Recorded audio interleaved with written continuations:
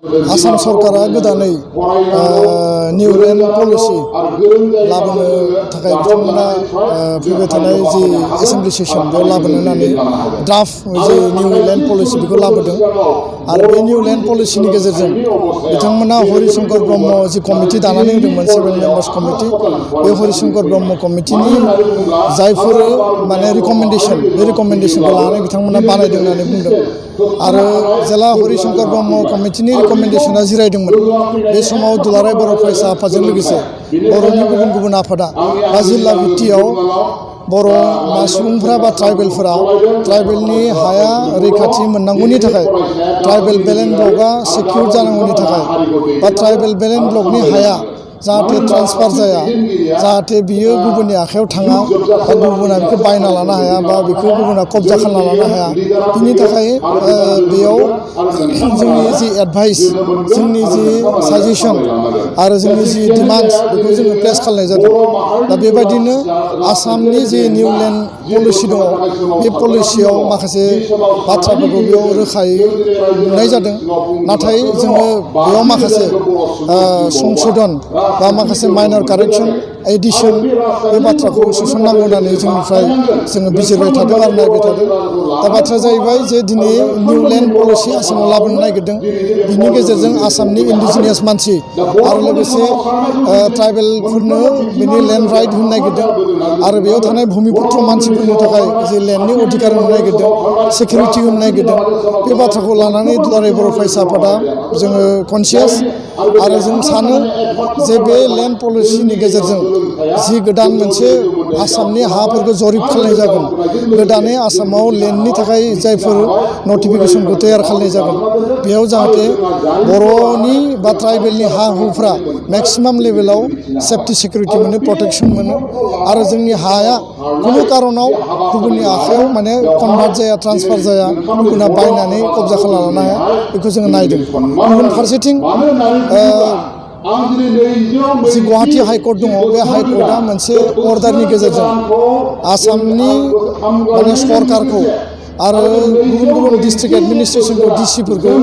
बा एसडिसि circle अफिसारफोरखौ direct खालामदों जे इमिडियेटलि जे ट्राइबेल बेलेन्स ब्लक एरियायाव जायफोर इलिगेल एनक्रोचार दङ जायफोर कब्जा खालामनानै दङ जायफोर बे हाफोरखौ माने इलिगेलि अकुपाय खालामदों बै मानसिफोरखौ बे जायगानिफ्राय एभिक्ट खालामनांगौ होखारनांगौ आरो जाय अफिसारफोरा जोबनायाव लिरदों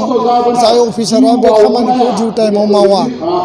माने बिनि 5 जानुवारिनि माने मोनसे स्टार्टिं बेयाव टाइम होदों बेखौ जुदि मावा बे मावाब्ला बै अफिसारफोरनि जि मान्थलि सेलारि दरमा बेखौ कन्ट्रल खालामनाय जागोन होननानै बुंदों दा बे स्पष्ट जि डाइरेक्सन बे डाइरेक्सनखौ मोननानै जों वेलकाम खालामदों आरो गोजोनदों आरो जों सानो जे ट्रु स्पिरिटआव जुदि भारत माने आसाम सरकारा बर'फोरनो ट्राइबेलफोरनो बा इन्डिजिनियास मानसिनो जुदि लेन्ड राइटखौ होनो नागिरदोंब्ला लेन्डनि जि प्रटेक्सनखौ होनो नागिरदोंब्ला थारैनो जि निउ लेन्ड पलिसि फैदों आसामाव आरो लोगोसे गुवाहाटी हाइकर्टनि जि डाइरेक्सन बेखौ आसाम सरकारा मावफुंगोन आरो जुदि सरकारा जोंखौ सायावल' अनफ्लानानै सिंजों जेब्लाबो जोंनि सायाव कनस्पिरेसि खालामनायनि जुदि उद्देश्य जुदि अबजेक्टिभ दङब्ला बे खामानिखौ बिथांमोना मावफुंनाय नङा खिन्थु जोङो लिगेलि जुडिसियारि जों कर्टआव फाइल खालामगोन आरोबाव जों जुजिगोन लोगोसेयैनो ट्राइबेल नाङैनो CC2नि गेजेरजों जुजिगोन आरो आसाम सरकारखौबो जोङो बे बिथिङाव जों नारसिनगोन बड'लेण्ड जि सोमावसारनायनि जि थासारि बेयो थांनाय समाव 2004आव जि कमिटमेन्ट होदोंमोन बे कमिटमेन्ट बायदियैनो 2014नि कमिटमेन्ट बायदियैनो भारत सरकारा जोंजों 8 टाइम्स ट्राइपार्टाइटआव जों जिरायदों हम मिनिस्टार लेभेलाव आरो दा मदि सरकार 2 बा NDA 2आव हम मिनिस्ट्रिनि मानसिफोरजों दुलाराय बर' फरायसा आफाद आरो AB माथुर इन्टारल'कुटरजों NDAB प्रग्रेसिभ NDAB सावरायगासिनो दं जों मिजिंथिदों जों सावरायदों जे सरकारखौ जों नारसिनदों जे बर' जेंनाया पार्मानेन्ट मोनसे सल्युसनाव फैनांगौ बर'नि मेक्सिमाम एसपिरेसना फुलफिल जानांगौ बर' हारिया जाहाथे जुग जुग बोसोरसिम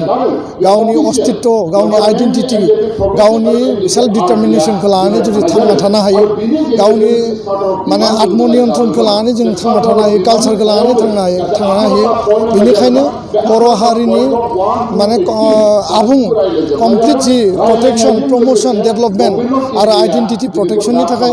बर' हारिनि सेल्फ डिटारमिनेशननि थाखाय बड'लेण्डखौ माने पार्मानेन्ट सल्युसन खालामनांगौ दा बेखाय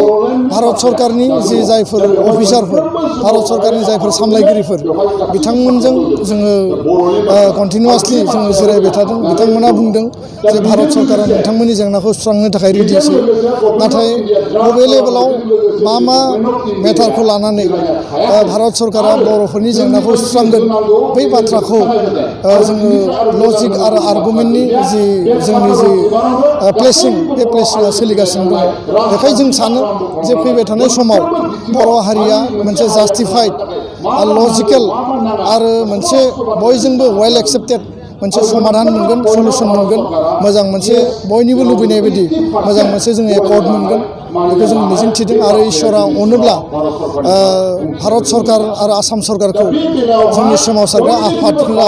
जेरैबायदि प्रेसार होनानै नारसिनदों सरकारा जोंनि जेंनाखौ सुस्रांनो थाखाय जेरैबायदि बाध्य जाफैबाय बे बाध्यनि गेजेरजों